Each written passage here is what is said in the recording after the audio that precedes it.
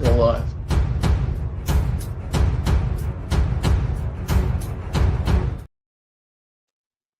Hey guys, what's up? This is Jeff with District with JTT.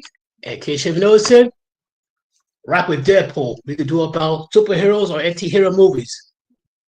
Cheers to Deadpool.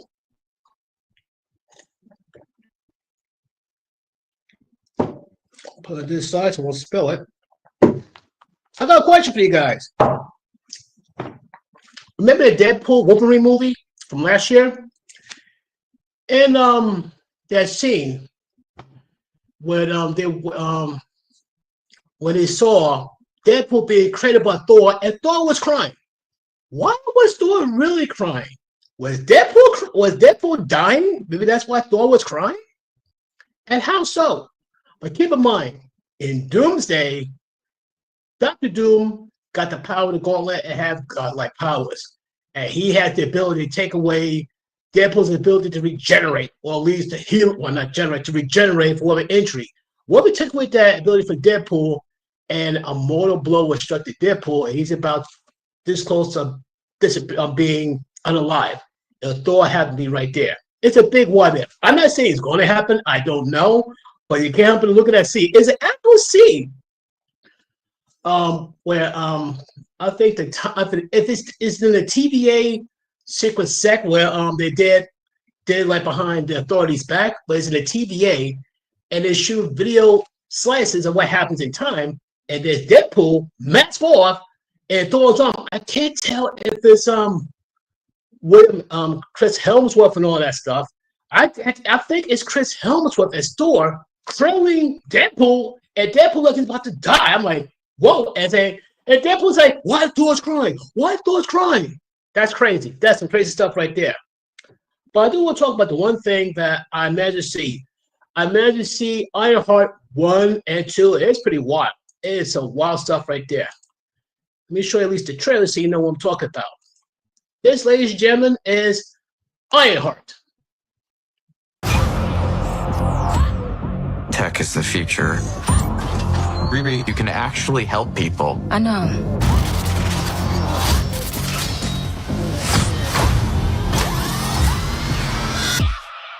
So, where's your arc reactor? That's like the... You know, they don't exactly hand those out. Facts. True. An arc reactor is not exactly, standard equipment for her to have. Tony Stark created an arc reactor to save his life. And remember the first Iron Man movie? I think one of the explosions, some shrapnel got in his heart, and somehow he used the arc reactor or something to keep the metal shards and penetrate his heart any deeper. Otherwise, it would shred his heart up and he'd be dead. And I think at some point in one of the Iron Man movies, he had the arc reactor removed from his heart, but it's placed on top of his chest instead of inside his chest.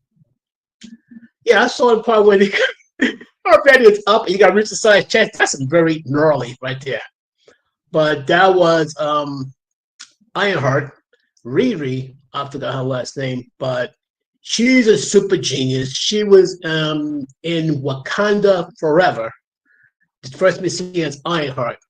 She's like the black female equivalent of Tony Stark. Very smart, very intelligent. She, I think, led with finding vibranium, which caused to get kidnapped by the Atlanteans, which is pretty crazy and all that stuff. But we have this. I strongly suggest go to Disney Plus, check it out. Look up Wakanda Forever. That's where you see the first appearance of Ironheart. Now she has her own show on Disney Plus. I mean, it's so far 3 episodes. I saw 2. Thank goodness. I try to play catch up now more than ever. Easier said than done and all that stuff because I got a lot going on. Let me try to go through what I learned by watching episodes 1 and 2. If I screw it up, please forgive me. And give you a warning right now, folks. Spoilers alert ahead. If you don't want me told what's going on Ironheart on Disney Plus, this way, pause me, skip me, whatever the heck. Otherwise, here we go. Third and final warning, here we go. The first episode, called Take Me Home, genius inventor Riri Williams, it's Williams, okay, returns to Chicago when she meets Parker Robbins aka the Hood. So Benson left. The first you see her first, she's in this I think MIT or some university or what have you not. Hold on a second, let's see if this thing is activated first. Check my live stream is activated on Facebook. Aha, here we go. And hold on. Here we go. Strange fellow over there. Let me stop. But if I'm correct, she was like in the beginning. It's like I think they skipped the part where she returns to Chicago, where she meets up with Parker Williams, aka the Hood. He's one strange character, playing simple with a very dark, shady past. And as I read on, you can figure out how dark and shady this guy is. Now, Riri and her friend shoots a video from the younger years, and it skips to where she blows up another lab. It's like from Dexter's lab, something's getting blown up, destroyed, except it's Riri Williams. The sad part, like she did some time working with Wakanda, doing some real advanced technology. Now she go back to the United States, and technology is not as advanced back in the United States. How crazy is that? Wakanda, the technology is about like a few hundred years in advance. It's like when you go, you go to Africa in Wakanda, it's advanced. I mean, especially in certain cities, it's super advanced. It's insane. I can imagine Riri's frustration. She'll come back to the United States, and some of the equipment she works with is substandard by comparison to Wakanda. It's like, you know, you went from the 21st century back to almost the Stone Ages. How crazy is that? Okay. Now, Riri argued with some school faculty, basically to, you know, to let her like be herself in terms like be able to invent, create things. But the problem is like things got tendency to blow up, cause some damage and people get injured. And she gets in trouble with the institution. I think she was accused of plagiarizing something. And in the end, she was expelled for causing problems in the institution. And she didn't go out quality. She took her armor with her. And technically, it was her armor and all that. I think she had some help with Wakandas to make the armor and all that. She takes the armor, activates it, and flies off. She activates her present AI, but the problem is the AI was created in the college institution. And how messed up is that? And as she would try and fly back home to Chicago, she was not access to the AI, which means the armor starts to fall apart. As she falls apart, she comes, crash lands back home, and she crash lands. It creates the title Ironheart. That's pretty messed up. It's like almost cartoonish. It's like, wow. That one, like, how is she not dead? Unless she made some special features where she'd be able to survive such high falls. That's one thing I can think of. Meanwhile, the couple can never seen, a squad of crooks are about to steal something valuable in some building and all that. One was tripped, and the thugs battle security. You got like I think a brother sister team who are like very violently aggressive athletes, and they took out security. Meanwhile, I think this like here we go. Goes on where Riri was flying until her AI went offline. That's because the AI belonged to the institution, to the college. It has access to her. When she got expelled, any access she had to any computer programs or anything like that, she got cut off. She was denied access. That's why her suit just crashed out. The suit needed AI to keep her suit functioning. That's when he lost control of flight and come crashing down hard. Like her armor malfunctions, falls apart because Riri's access to her school has been denied, terminated. And when she got home, like she didn't carry all the pieces of armor, and it's not easy for her to do. And she has a tension meeting with her mother and her mother's friends. They like, you know, look at her strange. The funny part is, in one sense, they're proud of her being a super smart person, getting things done, but at the same time, it's not the same. And I'm trying to figure out what's up with that. But a little later on that, a tragedy happened to Riri that happened to her. You know, it involves Riri, her stepfather, and her best friend, Natalie. Riri, oh, here we go. If I'm correct, old friend, which I forgot to write that down. Yeah, you could write pretty good. Riri's old friend, I think his name is Raja, if I'm correct, and all that. And things getting uncomfortable for her. He steps in and she dips out. Riri looks at the mural of her stepdad. When she realized Riri is being stalked, she's being stalked, some say scouted, by the hood's, recruiter, some street dude. Paid, if I'm correct, Riri went to some place to buy some type of parts for armor. I'm not sure it's a mechanic or someplace to get some parts, maybe electronic, automobile, whatever the heck.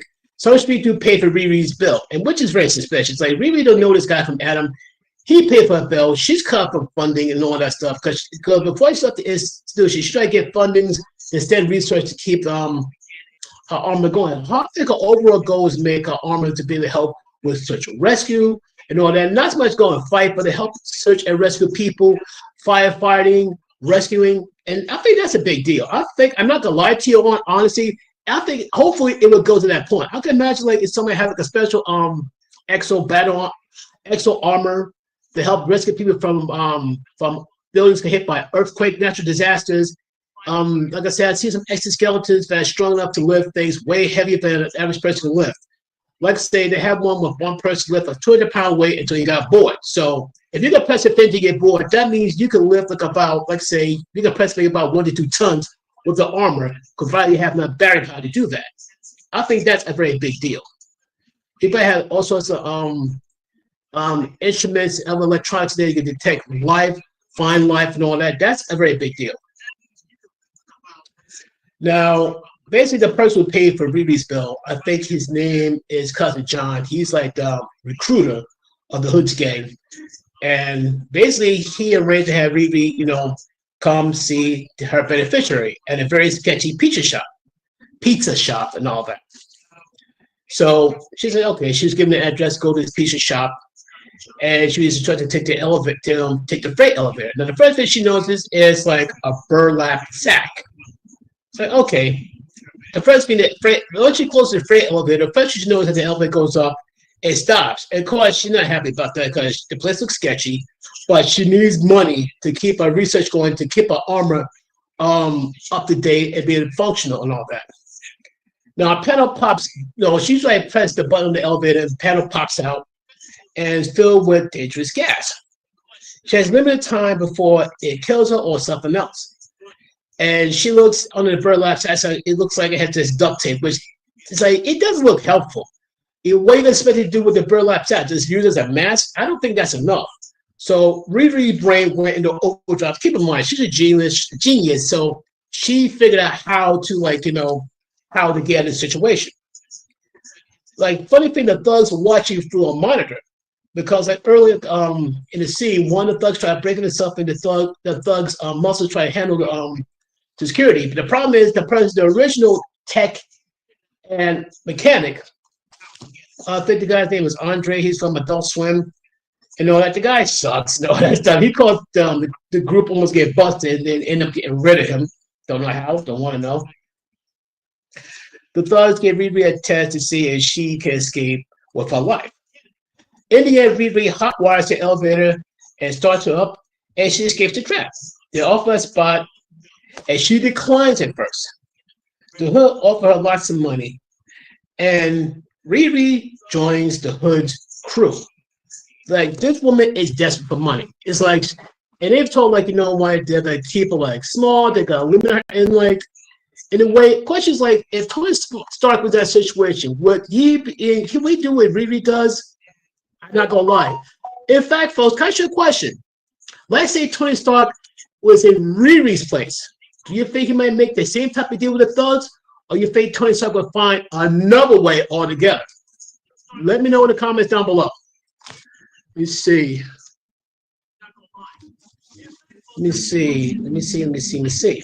Like I said, she joins the Hood's crew for the moment. And the question I put there, did she sell her soul to the devil? And I'm sorry, these guys are scared. These guys are bad news. I mean, this screams like, trouble. Now, Riri flashback in the past. Riri relives the night that her best friend and stepfather were killed by thugs during a shootout. So I think they was in the garage. She was like, they were doing some work. The father was doing work in the car. Riri and her friend Natalie was like, was talking and all that, doing some work in the car, and they heard some shootout. Riri's stepfather made everybody duck. Her father pretty much tried to share Riri, but unfortunately, Riri's stepdad, he got taken out. Nellie got taken out, and it pretty much traumatized Riri. She hasn't been the same since. Riri works on her suit, of course. She's trying to work on the suit. The hood gets more. Well, meanwhile, while Riri works on a suit armor, I got caught. I'm not calling it Iron Man suit. I simply call it suit armor. Meanwhile, the hood gets tattoos. Now, here's what you're gonna recognize. If you see the show, Ironheart, the hood. I forgot the actor's name. If you look at his back, you see like a normal tattoo, but it looks like his veins gotten darker and start to spread. You can eventually think like his body got infected, but the question is, infected with what? I will go back to this tattoo later on. I promise you. Now, Riri tried to charge with suit while hooked up to her. When she got electrodes hooked up to her brain, and she charged up the suit. So I think it does I think she got to do like a brain scan while charging the suit. And that is, keep in mind, you charging the suit, what got me charged up, so it's equivalent like you charging up your car and got some electrodes strapped to your brain. You sure you want to do that? I think she tried to create another AI, but well, you'll find it later on. When the suit charges up, a new AI is created for Riri's departed friend Natalie. I put down sister. I don't know why I put down sister, but it's her best friend, not sister. But the way they act, you might as well be sister. But as a best friend Natalie, and that would freak her out. As I see a ghost from the past, and that's how episode 1 ends. Now, episode 2. We start off with Riri starting losing, start freaking out because she see her dirty part friend in the form of AI, and she's like, oh my goodness, she lost it. She totally lost it. I can imagine, like, say, if I make an AI myself. Oh my goodness, I'm sorry. I can barely stand myself as is. An AI of myself, like hologram. Oh my goodness, I would drive myself crazy. And the worst part, I'd be going like psychoanalyzing myself, saying like, imagine if my AI made it look like me, was like look inside my mind and scan me, he'd be going like, wow, this guy got tons of issues.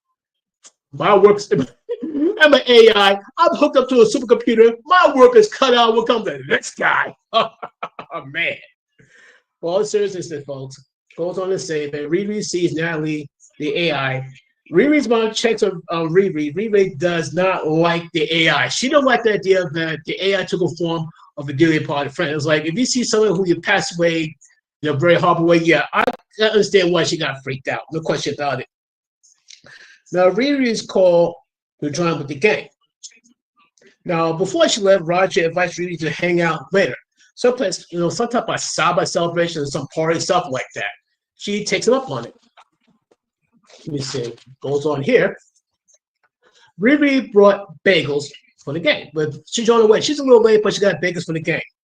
Now, this is where I do a roll call. The one of the gang members' name is Slug. They're very flamboyant one. Yeah, this one is a hacker from Madripoor.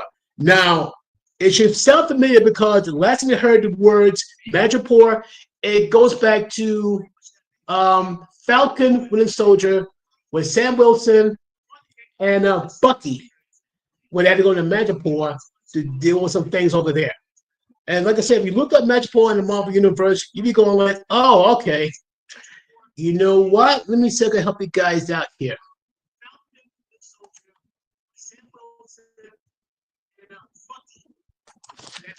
Because like Madripoor is a made up place in the Marvel Universe. Madripoor.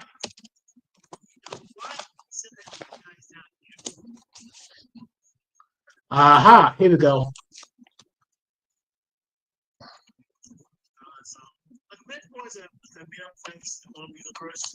I'll look up Wikipedia because it's Wikipedia. There you go. And here we go. She pop up in a second. There you go. You can click on that. If you're talking more about Madripoor, I'll be real quick about it. Madripoor is a fictional location model in Singapore. I'm like, wow, okay. Well, they are both wealthy maritime Asian island port nations at a strategic location with a single major city. However, Madripoor is not Singapore. Well, duh. As Singapore exists in the Marvel Universe as well, including a comic explicitly stating Madripoor as being an island south of Singapore. Distinct from Singapore, the Madripoor divided between a high town and low town places, which are wealthy and crime-stricken respectively. X-23 and Gambit once chartered a boat from Singapore to Madripoor, showing they're both distant locations. So basically, a lot of people have gone there. I know Wolverine was there. A lot of people there. Let's see what else is known there. They're having for pirates. Oh, okay. So I'll find out who else is in there. During World War II, Natasha Romanoff. Okay, you got this is like from the comics from Natasha Romanoff, Captain America, and Logan. There was in there. At some point the Ministry of Madripoor was taken over by Hydra and all that. Long story short, look up on Wikipedia and you see what talk about what comes in Madripoor. Okay, but I digress and I apologize for that. I was like, it's I want to bring up to it. But the person's name is Slug, the flamboyant one. He's like from Madripoor, he's one of the most wanted. That's one. Another one is a brother and sister group. They are Ross and Jerry, the muscle of the group. They're like former athletes, very violently aggressive athletes. I think they're both like MMA fighters. They were street fighters until they got recruited by John. I will get to John in a moment. Clown, she's the young crazy black female. She's an explosives expert. That's all I'm gonna leave it at. Now you got Cousin John. He's the recruiter, HR, getaway driver, also an expert with knives. Plain and simple. Okay, Riri is here to replace Stewart, which is like Andre, whoever he was from Adult Swim, as a new mechanic and tech specialist. And you also got Parker, aka the Hood. Don't worry, I'm gonna talk about him later. You'll be going like, what? Now, basically, they go through the plan how they're going to pull it off. They plan to interrupt our underground tunnel to get access to it. In other words, I think if I look this correctly, though, the tunnel will somehow transport cars. Instead of you driving the car through these tunnels and all that, you got like a levitating type rail system. Just put your car in there. Instead of you driving the car, it will move the car for you, which I think is pretty wild, though. But I don't think it'd be like tons of cars. It'd be like one car at a time. It's like you'd be in your car, but the car would be transported, for you. And like it's kind of weird, but I can't help but to wonder: are we actually this close to this happening? I can't help but to wonder. The things that you see today may happen tomorrow. I still remember back when I was in high school, we were talking about hand lasers, robots. We argued, there's no way. Now they got actual lasers the size of pens. Seriously, lasers. I'm not talking about pen laser lights. I mean, actual lasers you can use it and burn things. And don't tell me that our government don't have such things like this. I can guarantee you that somewhere our government have access to pens, the lasers the size of pens that you typically click on and burn something if you have to. Oh, excuse me, getting fired up here. Pardon me. Must be an energy drink. Uh-oh. If I make this count, the energy drink is gone now. Okay, plus to Sheila Zarate, keep the name in mind. She's a person who created this thing called Tunnel, T and an L. They have be able to have vehicles get moved like a regular expressway. Like I said, it's weird and all that, but you guys see it to understand it. Okay, now going back to Riri is back home. Riri adds the AI to help her find parts for the suit armor. Riri goes to the AI managed to track down where she could get possible parts for a suit. It's in the outer suburbs of Chicago. Now Riri somehow managed to gets to the suburbs to find the seller to help fix her armor. Now, there's some mousy little dude. His name is Joe. The neighbor's dog pooped on his lawn, and Joe is not happy about it. She tries to explain to him, look, can you please take your dog along? Well, the woman pretty much treats Joe like crap, which is ironic because the dog crapped at Joe's lawn. But I think it's true. I can see the dog went crap, and she's left. And she looked at Joe in the face. It's like she said, like, yeah, so my dog crapped on the lawn, you clean it up. No, I'm sorry, that's crap. And basically, Joe's the guy who's getting pushed around by, if not Heather, another person on that. And it goes so far, if you hear correctly, he's getting blackmailed twice a day. Wow. Your life had to suck if you get blackmailed twice a day. Your life had to suck. So basically, I think Joe thought that like she was carrying this pseudo armor on his little wagon. She had to bribe this kid $40 to use his wagon. She carried for the trains. She had to cover her suit armor with Chicago Cubs flag banner, whatever you call it. And she brought it to the suburbs. And the guy thought that she was selling candy. He said, no. And he showed the armor. It's like, okay. And first she tried to play, but I don't have it. He said, no, I can show what I really have. She tried to tell him because she did have information about him. And the guy folded like a house of cards. Like, okay, I tell you, this don't tell on me. Tells me he's like some type of I think expert on bionics, other biomechanical things and all that. And meanwhile, when she's in the suburbs, her AI hacks her way out of the suit because before she left, she may have AI confined to her suit, and somehow it hacks way out of the suit. And like I said, and scared the crap out of Riri's mom. But meanwhile, going back to Riri and Joe brings Riri and the battle armor suit to Joe's secret lair. Joe converted an old silo to a secret lair. The lair has illegal weapons and bionics. It's like it's a lab that Tony. I'm not saying Tony's not gonna be impressed. He'd be like, okay, it's okay. Tony, I imagine Tony's like, yeah, it's okay. The Wakandan scientists be going like, what's all this junk? I'm being serious, yeah. But it's enough for Riri to get her suit, up and going again.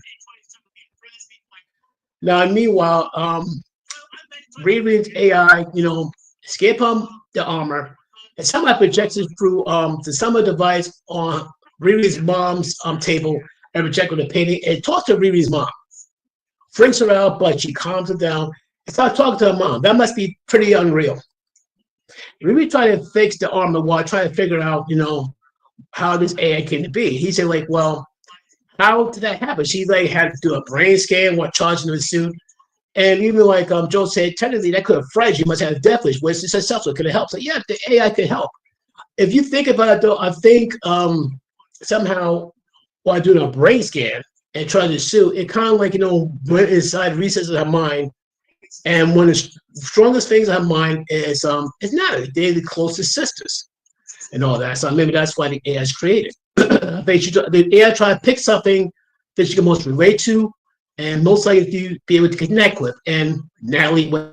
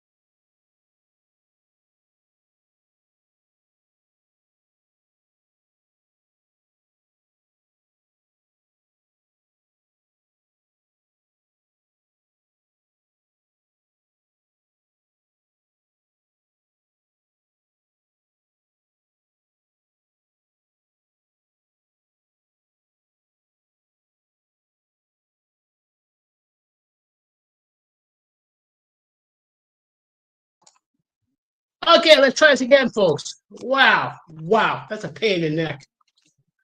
Woo! Now, where was it for I lost communication with you folks?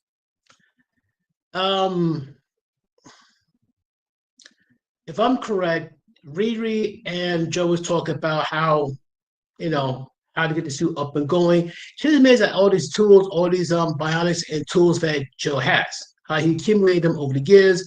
And he talked about his father, how he accumulated all this stuff over the many years. And Joe was like being paranoid, he don't be pushing around. And strange enough, before they got to where they kind of bonded on over Alanis Morissette, you ought to know. Trust me. Okay, Alanis Morissette was like in the 90s, you ought to know. Yeah, it's from the Jagged Little Pill album. Yeah. Trust me, like Alanis Morissette is one angry female. I mean, I don't know what her ex did to her. Her feelings has been raw, so became a hit song, made her rich and all that stuff. So I know her ex probably looked at her and said, "Hey, you want to get back to me?" And Alanis Morissette said, like, "Not. I promise you that." Whew, like I said, long story short, Riri tried to figure out, try to get the suit ready. She gets a message saying that the plan's about to go down. And Clown creates like this explosion. Now, meanwhile, they contacted Riri saying, hey, well, yeah, we're gonna need that suit. And the plans have to go down. Clown creates an explosion, but creates a hole in there. You got Ross, Jerry, and John, cousin John, takes out personnel and security. Now, Sheila Zarate, the one behind the tunnel, was about to start the demo. I think she was to demonstrate how it's been able to transport cars throughout underground of Chicago during this time. And the tunnel, like, it moves cars. Now, here's the thing, though. Like, Riri had to say, like, look, Joe, I gotta go. She got a suit put together where it's operational, which is good. She jumps in, suits up, takes off. Great. Now, she gets to Chicago in the nick of time to see an open tunnel by a Clown. She goes in the tunnel, flies all in, got the flash drive from Clown, drives all around. She's supposed to hook up on one of the terminals so that way, hold on a sec, reload this. Loads the virus so Slug can take over this the computer systems there. Now, Natalie, unfortunately, found Riri underground, scared her, drops the flash drive. It's like, oh, great. Fortunately for Riri, the AI has an alternative plan to help her. Between Natalie and Slug, the TNN was shut down. No one was though somehow, with the help of with the AI Natalie, they managed to hack to the system to shut down the tunnel, all of it, and it was a success. The TNNL was shut down.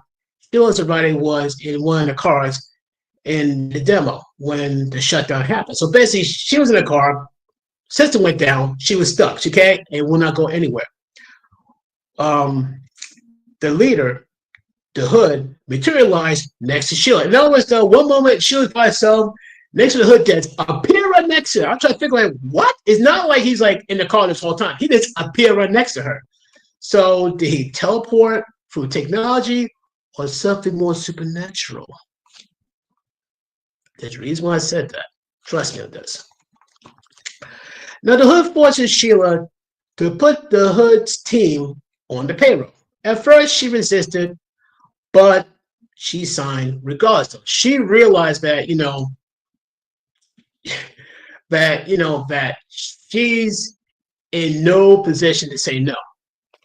Plain and simple. What's she gonna do? She can't. The tunnel shut down. There's a strange next to this PMI nowhere, so she's like, either do this or her life is forfeit, and the tunnel may take other lives. So she had no choice.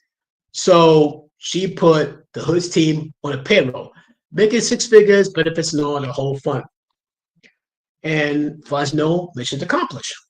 Now Riri pops out of the tunnel and was having a moment with her AI and all that, like old friends, until a security guard, confronts her. Now the AI starts short-circuiting and disappeared. Now Riri was about to be shot until the Hood shoots and drops the guard. Now the guard wasn't killed, but it's kind of weird how Natalie just like short circuit and disappeared. Now after that, like Riri, she takes off after she got started a bit. The gang celebrates. Parker, the aka Hood, makes a speech, makes a toast to the gang. Riri summons the suit, and then it talks about what happened. This is like after the celebration and all that stuff. Natalie talks about Parker. She said like something's going on. Something wrong with Parker. There's a strange energy so she got from Parker, and Riri did not care at the moment though, but still she sensed a strange energy from Parker. Maybe that's why she started short circuiting. Because she was trying to scan what's going on with Parker, and something's not right.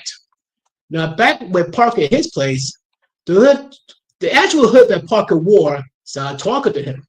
Now explain John see what's happening because earlier John tried to tattoo whatever's like affecting him, but you see what's going on with Parker and it's changed his soul. It seems like whatever blackness is in his veins is spreading. That's crazy. It's like the affection is spreading more and more to his body. If I didn't know, but I think he made some type of deal and his body's paying a horrible price. I think every time he uses the hood, he loses a part of himself. Now, and like I said, now the seriously the hood seems to be talking to him. I'm going to think it's more of a supernatural thing. It's not no technological thing. I think it's more of a supernatural thing. And I heard rumors that Mephisto is going to make an appearance somewhere down the line. So in the Marvel comics, it's not usual that Mephisto, he's like Marvel equivalent to the devil, Satan. He made a deal with him, and he's got to pay a price, and it won't be pretty. But going back, Joe is back home, and steps in heaven's poop. He's like, finally he went back home, came back.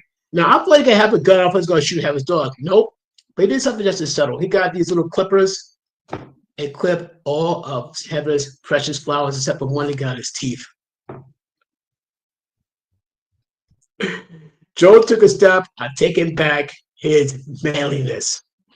And meanwhile, Riri was hanging out and goes to a party with Roger, or whatever his name. I think it's Roger or Ja. She went to hang out, had time of her life. But that ends at chapter 2, not chapter 2, episode 2 of Ironheart. That is something though, folks. That is something that's like from Ironheart. And like I said, I enjoyed it. I try to watch the last one if I go to bed, try to be up to date with it, and I try to catch up with other movies. I try to catch up with Echo. I try to catch up with Daredevil. Daredevil, I really want to catch up with Daredevil because it was intense. Cause I felt like it's going to water down Daredevil when it comes to Disney Plus. No, it did not. No, it did not. I mean, it's up there with Werewolf by Night, and it is violent. And they finally got Deadpool Wolverine on Disney Plus. Like, oh, here we go. And I know the Punisher gonna be in there. I'm looking forward to see that one. That's gonna be pretty intense. But I'm not finished there quite yet, folks. Like, especially I want to talk about Ironheart, which I did, and I have fun with that. I want to talk about up and coming movies that's coming very, very soon. So I can find it. Because I was looking at it earlier. Here we go. And it's from Cineblend. Click on this. It has movies coming up for both Marvel and DC. You can check it out, folks.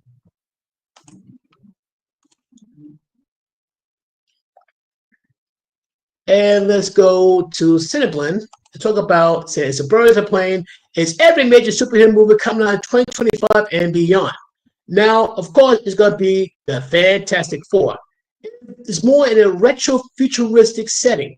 It's not going to be in the 616 Marvel Universe, but as we've seen, and once again, spoilers, at the end of the Thunderbirds, aka the New Avengers, which the only problem I have with the New Avengers, we need some serious powerhouse power guys here.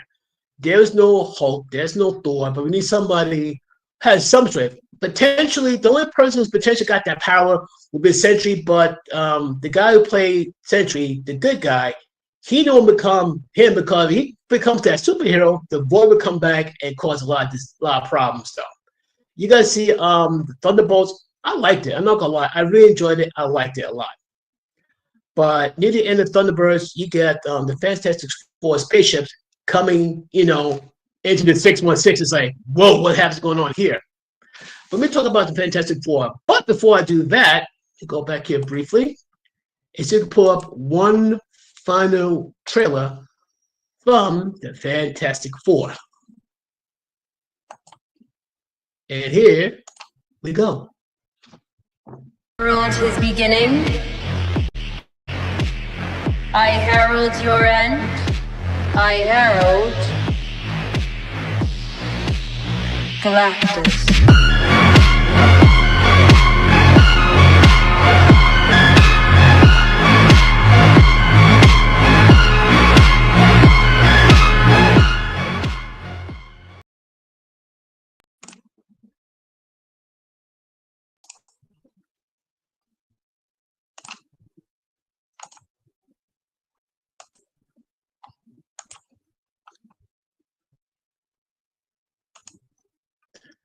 As I say though, like the only problem I don't like is the female Silver Surfer, but it's from a different universe, so I gotta leave that. I'm cool with that. It was from if the 616, I'm going like that's wrong. But since it's from a different universe, which retro futuristic, which kind of makes sense though, because the Fantastic Four, from that time era, it makes sense. It really does. It does. It's kind of weird though. 1960s futuristic, that is wild to me, but you know what? I'm cool with that. I really am. But the biggest thing I really love compared to other Fantastic Four movies, they finally got Galactus right. Finally. It took how long before they got Galactus right? I think I knocked off the connector to my other phone that acts as a camera. Yeah, I've been too excited. But they finally got Galactus right. Finally. Finally. They got something right. Thank goodness. If only they get the X-Men right. It's funny thing, like some of the X-Men movies I enjoyed, but seeing the 616, I want to see that. I really do. Oops, hold on a sec. See, hold on.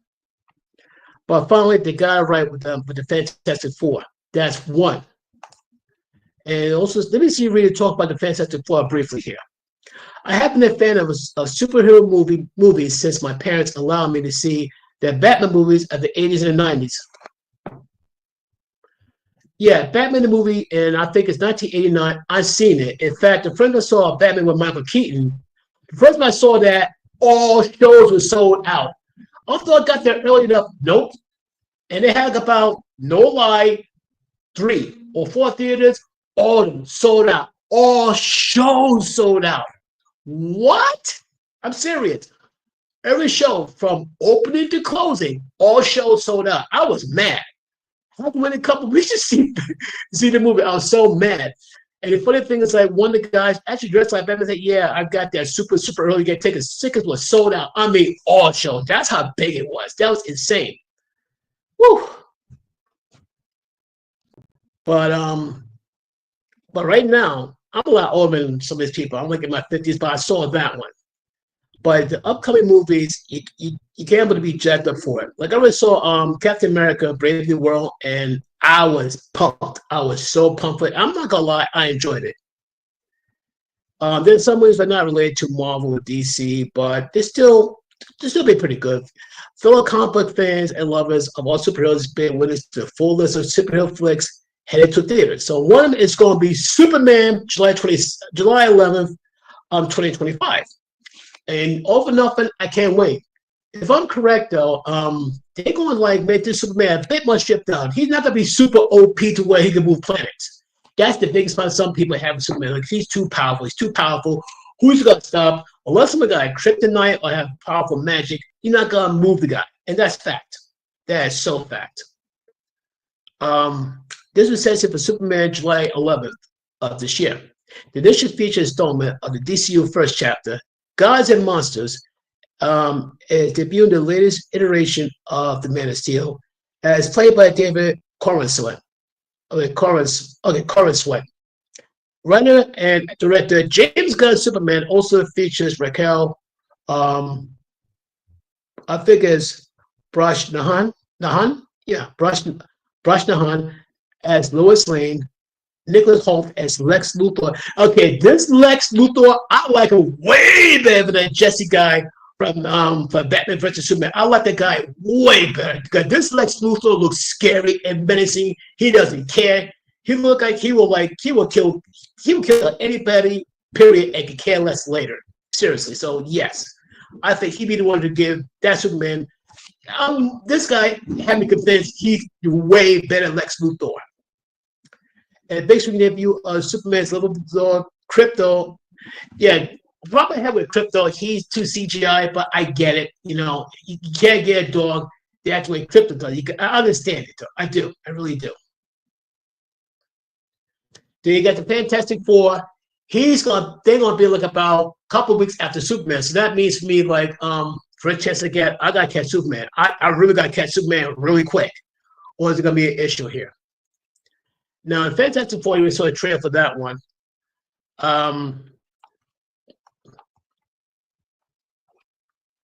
You see, Fantastic Four prepared to win this a film unlike anything you have seen in the Marvel Cinematic Universe. Before WandaVision, director Mark Shackman's Fantastic Four First Steps come to theaters, taking place in a stunning retro-futuristic alternative reality. The upcoming 2025 movie follows Mr. Fantastic, Pedro Pascal, Invisible Woman, Vanessa Kirby, Human Torch, Joseph Quinn, and the Thing, Evan Moss Backrack, as they face new personal challenges and the emergence of Galactus, Ralph Ineson, and the Super Surfer, Julia Garner. Yeah, no question about that. Let me see if I can find a trailer for the last Superman trailer.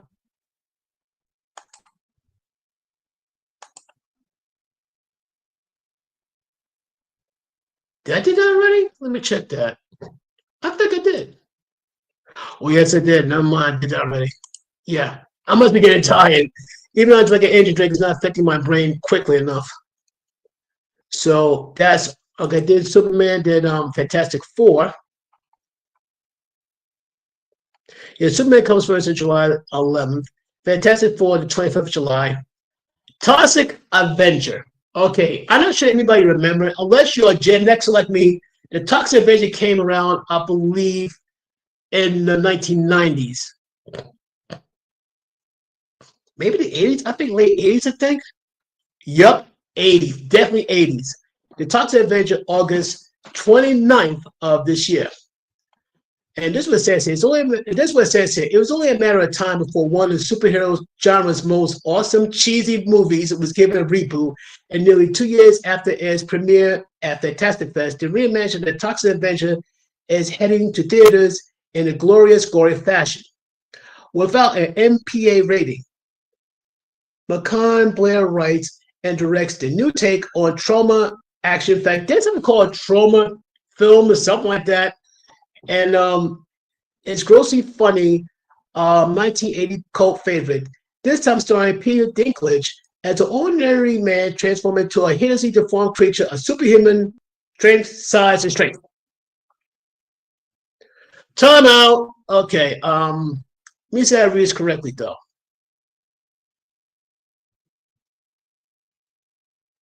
McCann Blair writes and directs the new take on trauma action-packed, grossly funny 1984 cult classic. This time starring Peter Dinklage as an ordinary man transformed into a hideously deformed creature of superhuman size and strength. Okay, let me stop you right there. I know you guys are familiar with Game of Thrones, and you know who Peter Dinklage plays. I forgot the name of the character in Game of Thrones, but he's like, he's not a tall person. He's a little person. I try not to say it in a way where they're going to get offended because the PC police will come after me. But basically, he's a little person. Let's face facts. But long story short, superhuman size, I'm like, how do you pull that off? But then again, in Avengers Endgame, Peter Dinklage was one of the dwarves. But then with Thor, he made Stormbreaker. Now I think like, yeah, I forgot the name of the dwarf, but here's the funny thing. Yes, Peter Dinklage plays a dwarf, but here's the problem though. This dwarf was a giant. I'm thinking, what? You think the dwarf that Peter Dinklage played would be like maybe this tall? No, the dwarf is about maybe like about No, I'm sorry, like at least about 5 times bigger than the Hulk. How wild is that? I'm going like, okay, that shut my mouth quick, but that's wild. That is wild. So if they pull up with Peter Dinklage in Avengers Endgame as the giant dwarf, why not? I remember seeing the Toxic Avenger and wow, talk about gory, bruh. I mean, wow, wow, wow. My young adult mind was so messed up when I saw that. I mean, like, I saw some gross, messed up things, but when it comes to Toxic Avenger, yeah, that one messed up my brain. My brain still like is numb from that. Unbelievable. You got another one, Superwoman, Woman of Tomorrow. Let me see if they got a trailer for that one. I believe it's Supergirl, Girl of Tomorrow. No, Woman of Tomorrow.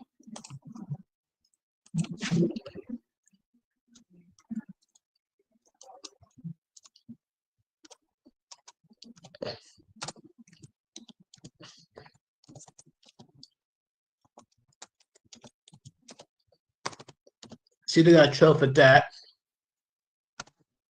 It's 2026. I don't think they have a trailer for that yet, but I'm curious to see if they do. No, and no. What are you in here? Time out.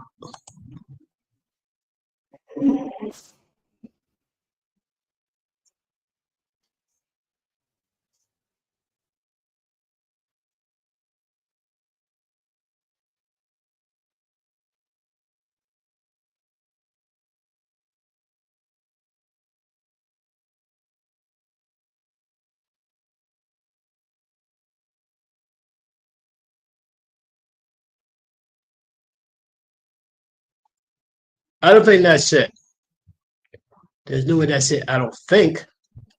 Let me look very carefully though before I assume anything. Okay, let me read this correctly though. A year after Miley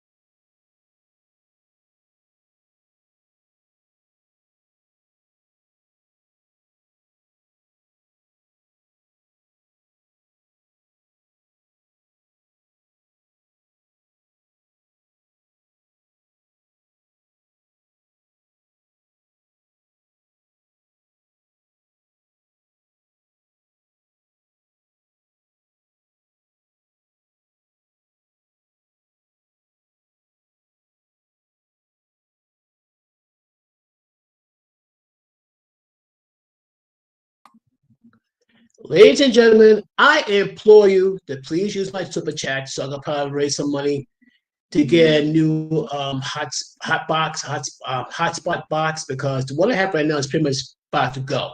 Please use my super chat so I can raise some money so I'll be able to get a new hotspot box to because I can't be dealing with this thing the live stream going in and out. I mean, like, how do I be able to have special guests in with a hot box? With it going in and out. It's driving me crazy. It's really driving me crazy. If I get the right hot box, I should have no issues. But the one I have is old, it's outdated, and all that. But where was I? Talk about Supergirl, and let me try this again. Supergirl, Woman Tomorrow, June 26, 2026. A year after Molly Alcock, nice name, debuted Supergirl and Superman, Clark Kent's cousin will lead her own cinematic adventures and the character first solo feature in more than 40 years. Helen Slater had that movie, Supergirl, and she battled a witch. I think that was Faye Dunaway. This is like about many years ago. Unfortunately, Christopher Reeve had no guest appearance. It would have been nice, but no. Greg Gillespie is directing the Australian former House of Dragons cast member in the first major comic book movie release on the upcoming 2026 movie schedule, Supergirl, Woman of Tomorrow, which takes inspiration from Tom King's comic book series of the same name. So I gotta make sure I'm looking at this correctly, though. No, I don't want Steve Harvey. No, thank you. I'll make sure I got the right person.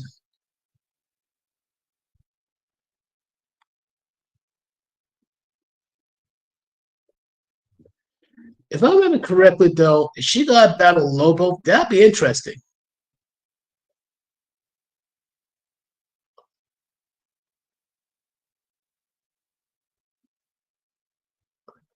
Now, Jason Momoa will make a perfect Lobo, in my opinion. What do you think, folks?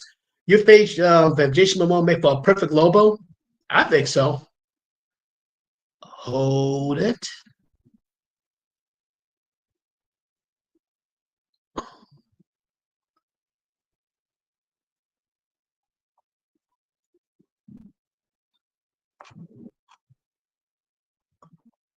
Let me see if I got the right one, so we'll be grabbing the wrong one. Let me see if I can find the right trailer for it.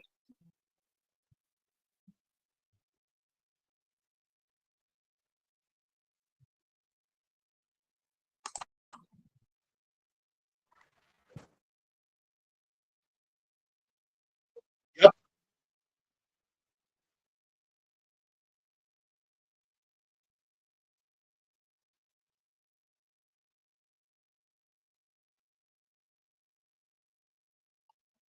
That's not the one I want.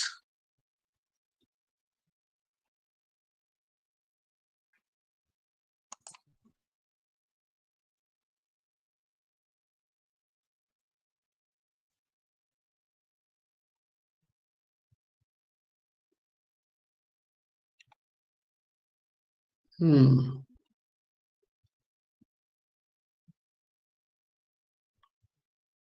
To go find it and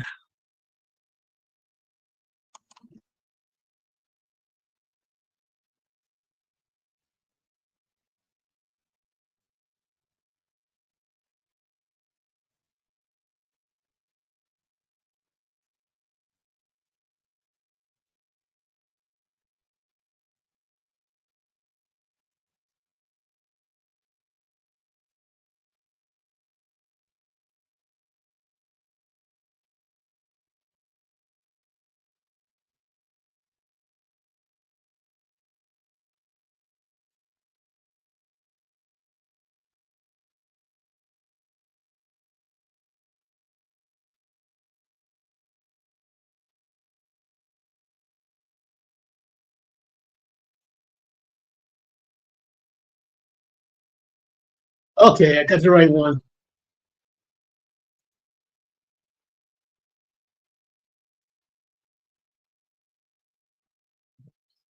Yeah, I think I got the right one. Okay, I'll show you what it looks like for Supergirl, Woman of Tomorrow. Right over here. Check it out. I was sent away from a dying world, not to be a savior, but a survivor. They told me to find hope among the stars. Instead, I found silence.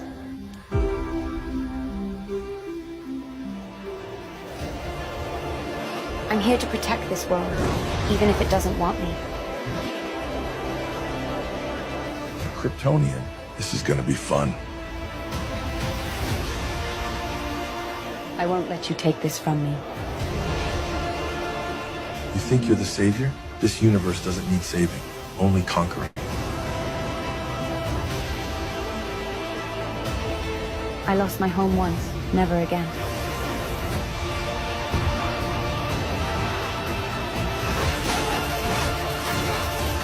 You don't scare me, Lobo. You never did.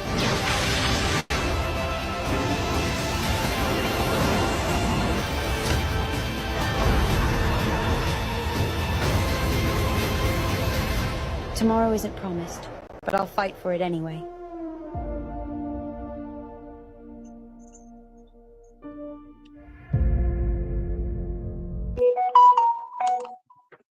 That looks intense.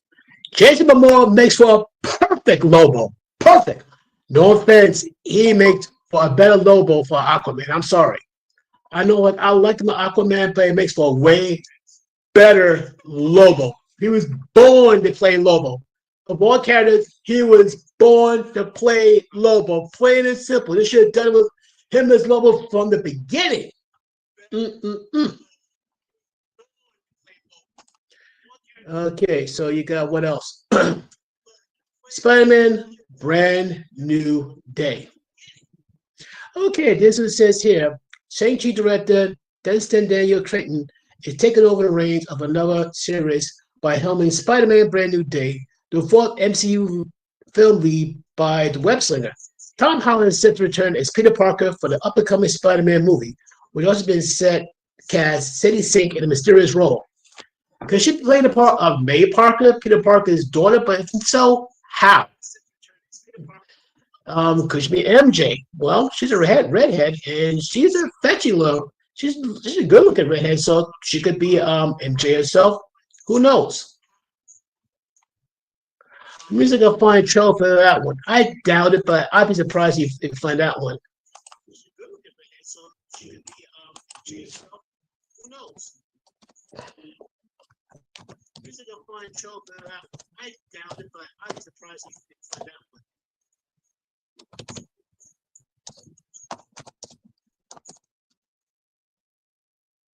See, brand new day trailer, if they have it, and that's a big hit.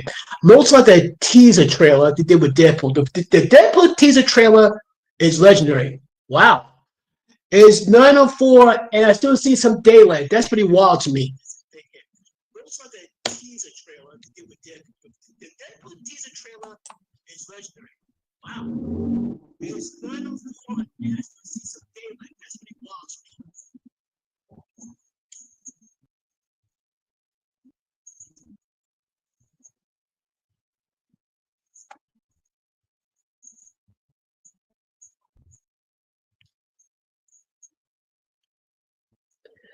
If they have it. That's the key word, if they have it.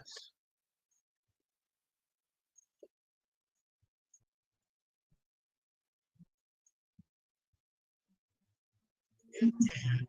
That's the key word, if they have it.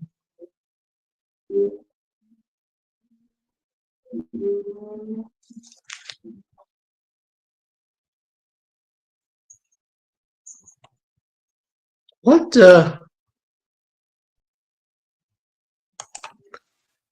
that looks like this is from past May.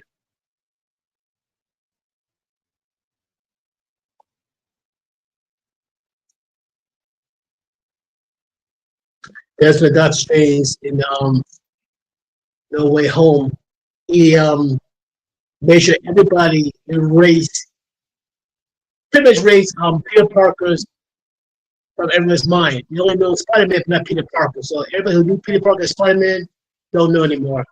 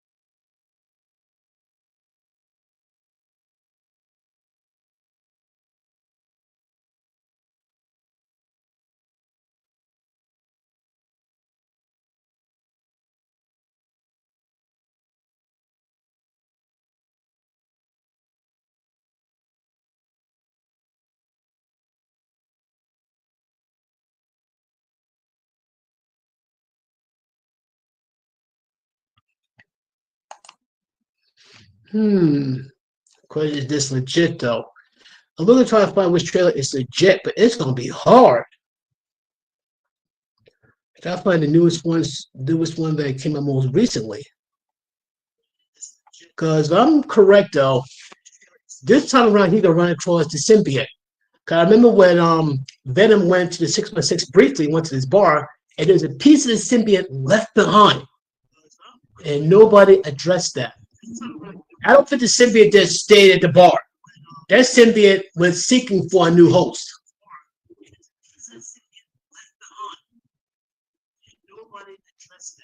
But questions like, how's it gonna find Peter Parker? It's going to find Peter Parker at his lowest. Keep in mind though, folks, everybody who he knew and loved, will not know him as Peter Parker. They might know as Spider-Man, but not Peter Parker. So everybody they ever knew, ever loved, the memory of who Peter Parker was is erased from his mind. The only person might remember him, maybe, and the key word is maybe, is Doctor Strange himself. Everybody else will not know who Peter Parker is. Not one person. He talk about a bit of sacrifice, but the question is, what toll will it have on Pete himself? To save this man is totally alone, is putting it lightly. It would have some very serious complications. So it would really it would come to me at a cost in a big way. See, I'm trying to find the newest trails and have an idea at least.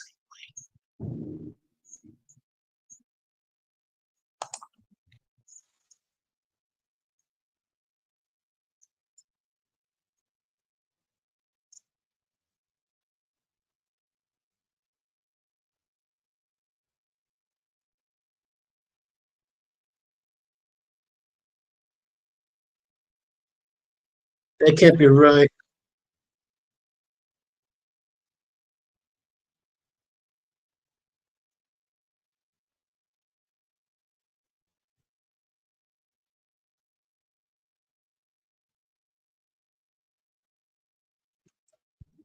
Okay, this is that's the thing I'm confused with. This for Wicca, but is it real or is it fake? That I don't want to upload and all that. Hold it.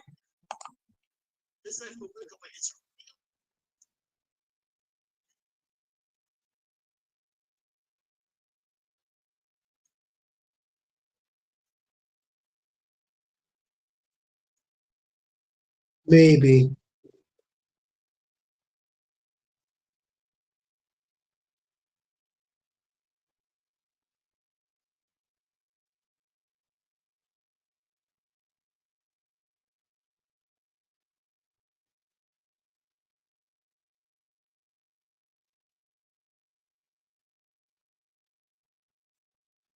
Nope.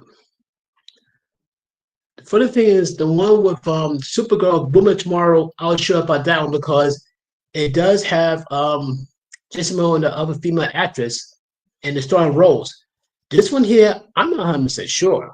I found one a week ago, it looks fake. I mean, super, super fake. So I'm gonna wait a little bit before I try and do mess with that trailer. This one here, I'm not 100% sure. I found one a week ago, it looks fake. I mean, super, super fake. So I'm gonna wait a little bit before I try and do mess with that trailer. But supposedly, they must make an appearance at the 616.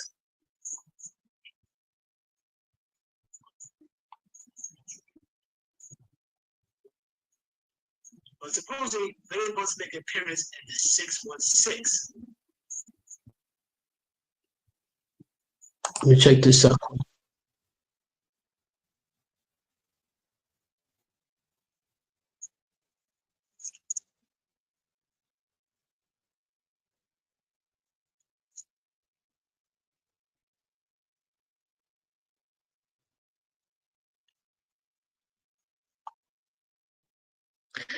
If I remember, there's a bluntly saying that Spider-Man teams with the Punisher to take on the Hulk.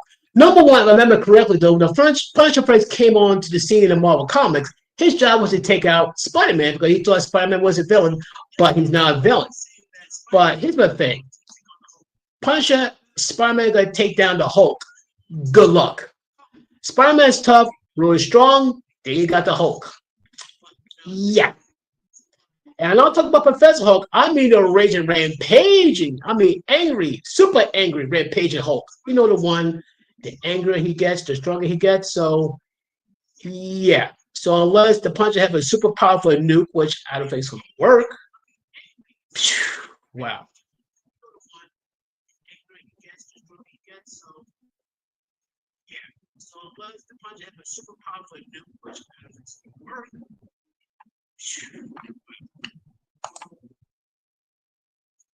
Hold a sec. You said to find a teaser trailer. There's a difference. Try that. Hold a sec. You said to find a teaser trailer. There's a difference. Try that.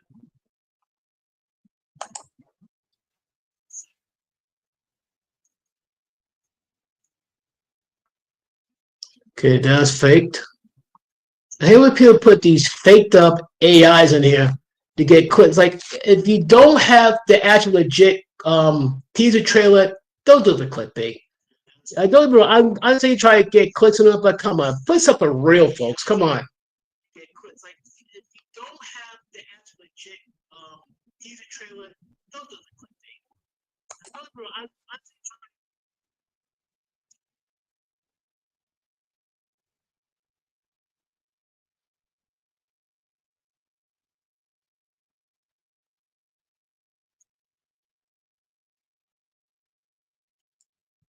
Yeah, you know what? I'm gonna leave it be. I'm not gonna mess with it. But overall, Spider-Man, Brand New Day, yeah. Now, supposedly, plot, like I said, plot could be like Spider-Man taking on the Punisher, take on the Hulk. How's it gonna turn out? I don't know, but I don't like the Punisher and Spider-Man's odds. I don't. That's if these two get along long enough. That's gonna happen July of 2026. Clayface, September 11, 2026. Well, this could be interesting. Oh, wait a minute, time out. This is successful 2019 Joker, yet another Batman villain is getting his own solo movie, namely Clayface, who will be played by Tom Harris of Kandahar fame. James Gunn described Mike Flanagan's first draft of the script before Hossein Amini took over the screening duties as body horror movie, which sounds like the perfect fit for this character. This is Clayface to talk about, basically. He's one of Batman's villains for the Rogue Gallery, who could pretty much he's like a shapeshifter, the ultimate shapeshifter, basically. Now, here comes my favorite. Next year, in December, Avengers Doomsday. I'm going to try to find out what day it is, because I'm not going to lie to you folks. I'll try to get this ticket at least 1 week in advance if I can. And this is what it says for Avengers Doomsday. Not since the 2019 Avengers Endgame, we have seen Avengers' mightiest heroes together. But it's about to change in the highly anticipated release of the MCU's 5th major crossover epic, Avengers Doomsday. Joe and Anthony Russo are coming back to the franchise to helm the film, which boasts a stacked cast as announced in a viral video featuring a group of strategically placed chairs. But no returns is more surprising for the Oscar-winning former Iron Man actor Robert Downey Jr. as Dr. Doom. Yeah, I'm there for that one, period. Then you got Spider-Man Beyond the Spider-Verse. I think that's going to be the sequel of the last one I saw from Beyond the Spider-Verse. I saw that one, and I liked it. It has Miles Morales as the new version of Spider-Man, which I think is pretty cool. Then you got the untitled Batman sequel for October 2027. I'm not gonna lie, the one with I think is I've got it was Robert Pattinson. He plays he was like Paper Cow as as the Batman. I liked it, no question about it. It's like pretty much the equivalent of Batman Year 1, Year 2. I liked it. That Batmobile, I was feeling. That was pretty awesome. I love that Batmobile. Now people say well, Michael Keaton is the best Batman ever. No, No, I'm sorry. The reason why people are so high on Michael Keaton, like, is the simple fact he played a convincing Batman. But here's the problem, though. Bruce Wayne, without the batsuit, is already over 6 feet tall. Michael Keaton, without the batsuit, is 5'10". Ben Affleck was over 6 feet tall and jacked. He plays an older, jaded, war-weary Batman, in my opinion, and he crushed it. Let's face back. Ben Affleck crushed it.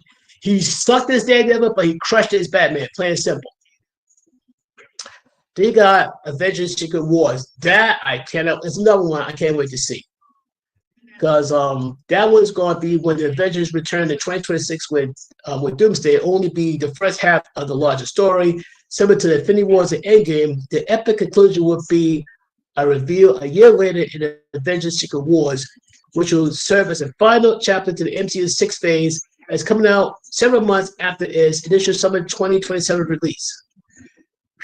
Wow. Okay, here's coming June 30th, 2028. Wow, this is gonna be crazy.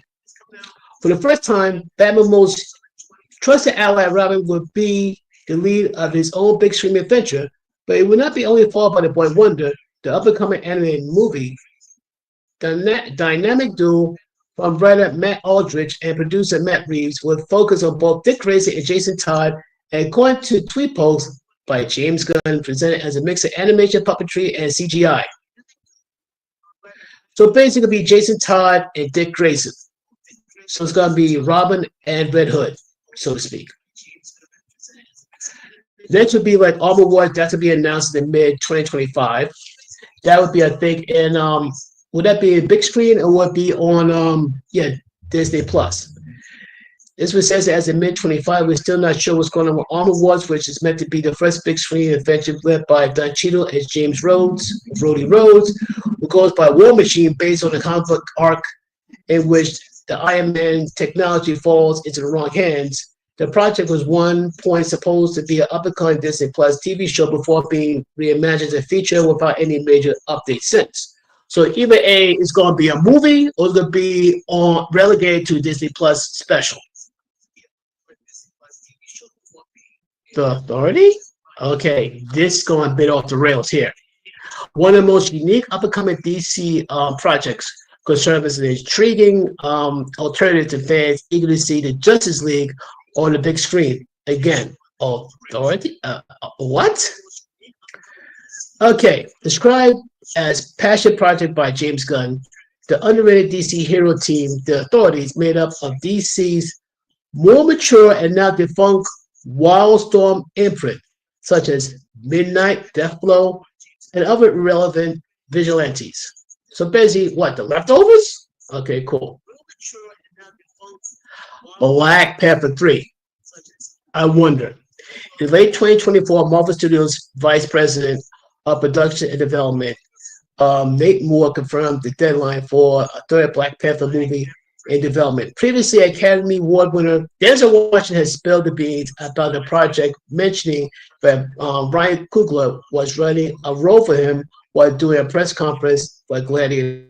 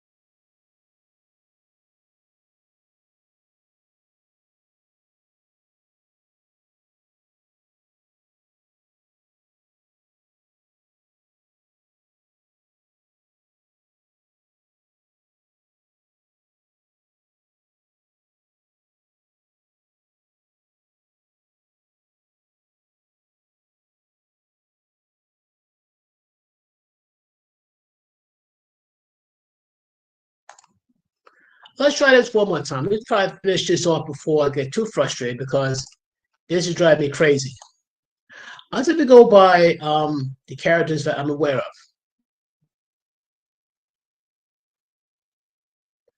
Okay, Black Panther 3, Denzel Washington being it, Boseman Chadwick. He's no longer here. He passed away. That's one. It hasn't been announced yet for Black Panther 3. Blade, another one might be, trying to think. Marshall Ali as the headline hunter. Still don't know what's going on with that. Bloodshot's another one too. I think Vin Diesel was in that one. Batman and Brave and Bold. And since Robert Pattinson Batman is not the only iteration of Dark Knight to look forward to seeing his own big screen, as the official DCU continued continuity has its own version, which James Gunn has admitted being a tough nut to crack with developing a shared universe. So the Brave and the Bold, waiting for that. Tough fight. Okay, Constantine 2. The question is like, will Keanu Reeves be in that one? Yeah. Keanu Reeves was in Constantine a while back. Will he be in this one? Good question. Greone Kato, that's another one. The last one was Seth Rogen and Jay Chow, but that's in 2011. King Spawn, Jamie Foxx supposed to play King Spawn, which I think I'm not sure about that. I'm sorry. Michael J. White was the perfect Spawn. Period. John Leguizamo was the great clown / violator. Perfect. It's just a script that sucked. League of Extraordinary Gentlemen, that was one of the late great Sean Connery was in that one. They're going to reboot that one. Now, how they going to do it? Good question. My Hero Academia, yeah, I think Netflix has become a home of several live action adaptation. But if they're going to put that in there, how are they going to pull that?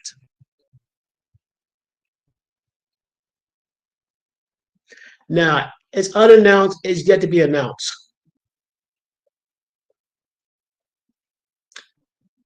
Shang-Chi 2, another one to be announced. Swamp Thing has yet to be announced. Teen Titans has yet to be announced. X-Men to be announced. This is going to be insane. X-Men, Teen Titans.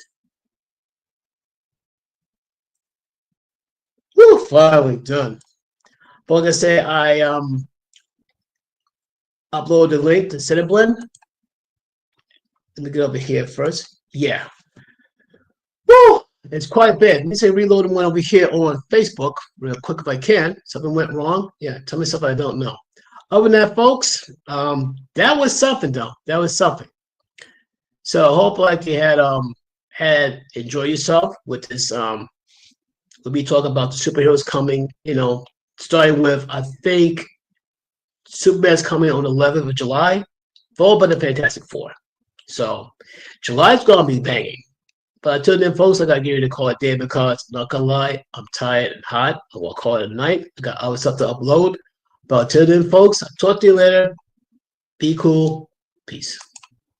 And out in 3,